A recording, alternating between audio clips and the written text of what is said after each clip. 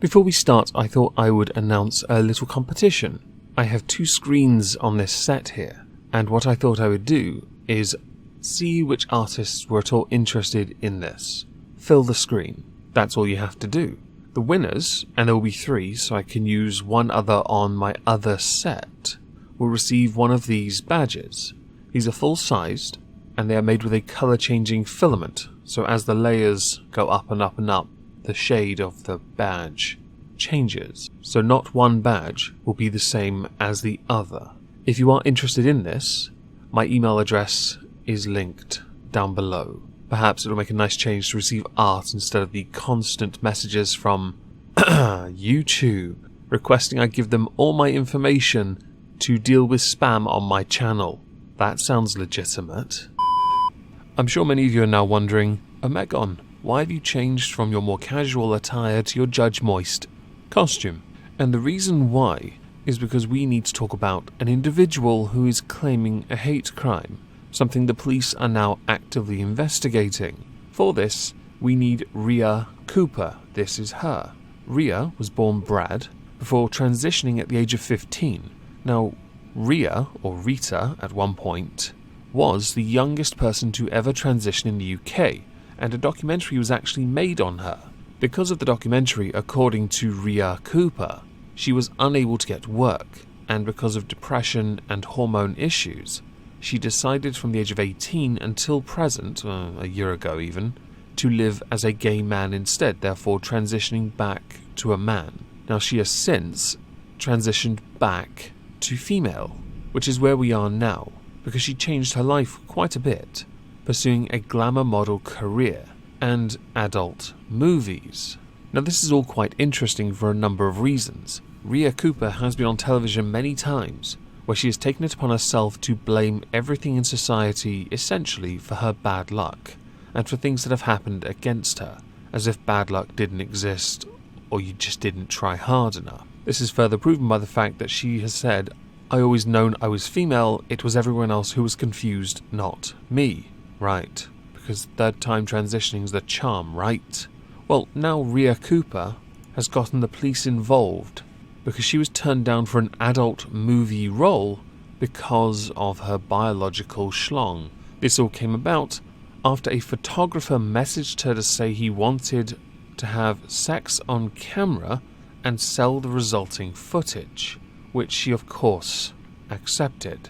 But when this particular photographer, in messages exchanged over WhatsApp, discovered that Ria had male reproductive organs, the offer was retracted. Ria declares this to be transphobic, saying that she is being unfairly discriminated against because of her modelling career and gender. Her defence being that because it is labelled all over her social media, this photographer should have known better, and instead of just looking at her portfolio, he should have taken the time to look at her social media as well. Which I'm sure many of you are thinking is a tad unfair, because the fact he believed you were a biological woman would surely be a compliment seen by some. Unfortunate that it is that you still have your penis at time of recording. I have no idea if you intend to have it removed or not. I am not going to pry. I will be honest, I am a tad surprised that Ria Cooper was pursuing this particular movie role in the first place, since she does have a glamour model career of sorts and runs a hair and beauty salon catered towards those who are transgender themselves. Ria believes to an extent that she was kind of catfished, in the sense that a photographer saw her portfolio online and lured her in by telling her that the industry was like a family, and vowed to help her make her way to the top of it. Well, it is a niche market and quite popular, I hear, so you could have done reasonably well if your intention was to get boned on camera for a living, or do the boning, depending on the subgenre as well. The question I have for all of you watching is, do you believe this to be a hate crime? For this, I think we should first of all define a hate crime under UK law. A hate crime is when someone commits a crime against you because of your disability, gender identity, race, sexual orientation, religion, or any other perceived difference. It does not always include physical violence. Someone using, air quotes, offensive language towards you or harassing you because of who you are, or who they think you are is also considered a crime.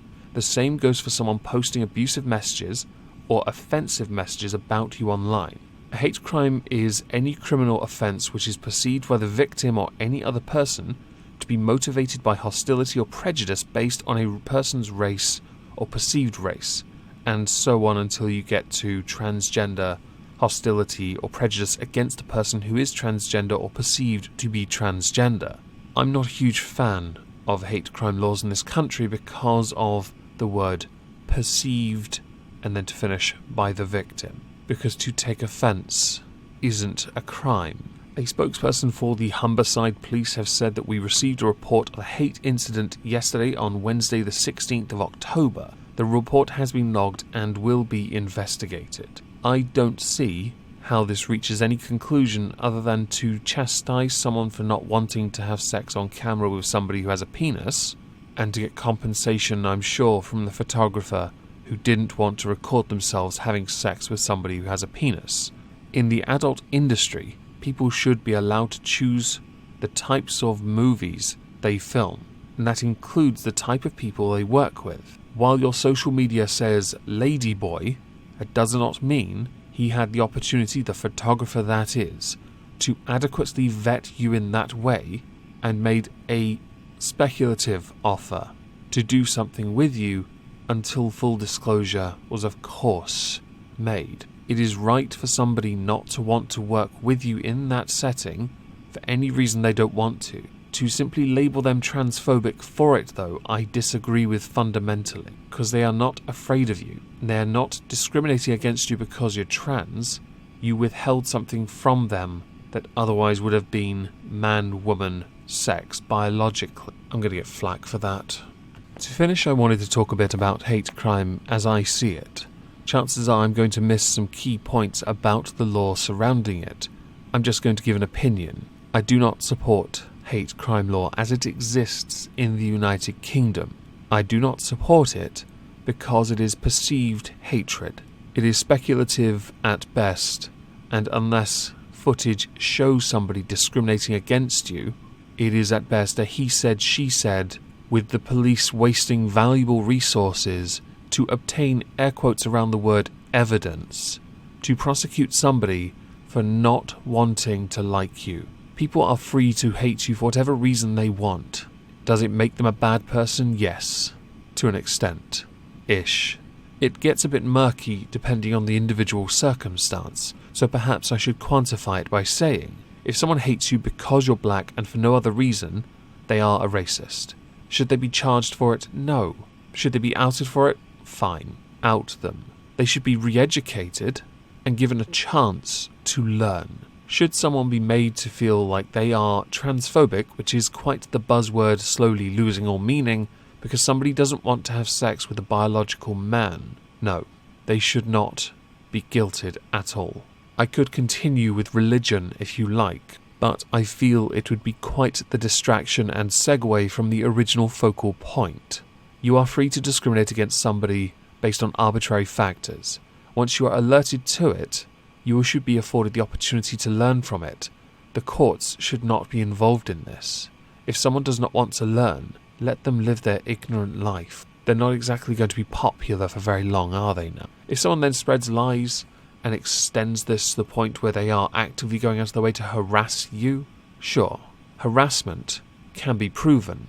It can be proven and prosecuted under certain laws the United Kingdom has. The same cannot be said for perceived hate. I am keen to know what you all think about hate crimes and the term hate crime, how one implements it, how it is enacted. So please let me know in the comments below. So I hope you all have a lovely Monday, and thank you all for listening.